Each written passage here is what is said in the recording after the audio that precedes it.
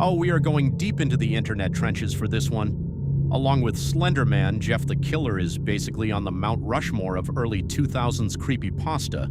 If you were on the internet back then, that horrifying, overexposed, unblinking face was absolutely everywhere, jump-scaring you in random YouTube videos or staring at you from a sketchy forum thread at 3 a.m. But when you actually peel back the layers, the story of Jeff is a hilarious mix of pure edgelord cringe, genuinely unsettling internet mystery, and a massive community effort to solve a decades-old digital puzzle. Let's break down the madness of Jeff the Killer. 1. The lore, peak 2011. Edgelord poetry. The actual story, widely shared around 2011, though it has roots a few years earlier, is legendary for how dramatically ridiculous it is. The plot follows a 13-year-old kid named Jeff who moves to a new neighborhood and immediately gets into a knife-slash-bleach fight with some local bullies at a birthday party. Jeff gets doused in alcohol and bleach, and the bullies set him on fire. When he wakes up in the hospital and the bandages come off, his skin is chalk white and his hair is singed black. Instead of being horrified, Jeff looks in the mirror and goes completely insane because he loves his new look. To complete his aesthetic, Jeff takes things a step further. The eyes. He burns off his own eyelids so he never has to stop looking at his face. The smile. He carves a permanent Glasgow smile into his cheeks so he never stops smiling. That very night, his mom finds him doing this in the bathroom. He ends up killing his parents, walks into his brother Lou's room, covers his mouth, whispers, "Go to sleep," and boom. An internet legend was born. It reads like it was written by a middle schooler who drank way too much Monster Energy, which honestly just adds to its classic charm. 2. The real horror, the image mystery.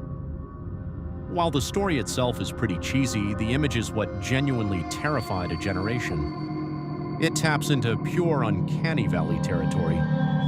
For over a decade, nobody knew where this image actually came from. It was a massive internet mystery. The face is clearly heavily photoshopped. The nose is practically blurred into oblivion. The eyes are replaced with lifeless rings, and the smile is a bloody, jagged mess slapped over a mouth. Internet sleuths went down a massive rabbit hole to find the original, unedited photo.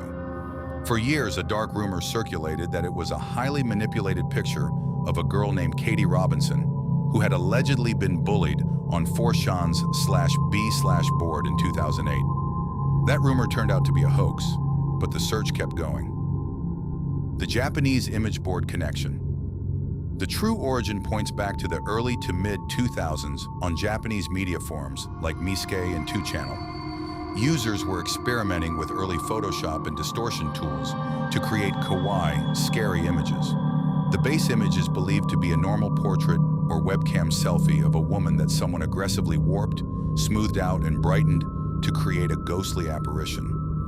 The classic version we all know today was popularized on YouTube in 2008 by a user named Sasur, who uploaded a video titled Jeff the Killer, officially marrying the creepy edit to the character. 3. The timeline of terror. Jeff didn't just stay a static image, he evolved into a massive fandom ecosystem. The Genesis 2005 to 2007 early variations of the warped, white-faced image begin circulating on Japanese forums and early English image boards like 4chan. The Name is Born 2008 user Sasur uploads the original Jeff the Killer video to YouTube, introducing the world to the character name and basic concept. The Creepypasta boom 2011 to 2012. The full dramatic backstory involving the bleach, the fire, and his brother Liu is written and posted to the Creepypasta wiki, exploding his popularity. Fandom and spin-offs 2013 to 2015. The community expands the lore. Fans create spin-off characters like Jane the Killer, his vengeful rival, and homicidal Liu, his brother who miraculously survived. Jeff becomes a staple of DeviantArt fan art, fan fiction, and indie horror games. Why it still holds up, sort of. Jeff the Killer is the ultimate digital campfire story. It succeeds because the image does 90% of the heavy lifting. You can write the goofiest story in the world, but if it's accompanied by a picture that looks like a dead-eyed ghoul staring directly into your soul from across a dark room, it's going to stick with people. It represents a specific era of the internet where urban legends felt raw, unpolished, and genuinely mysterious before everything was corporate and perfectly traced.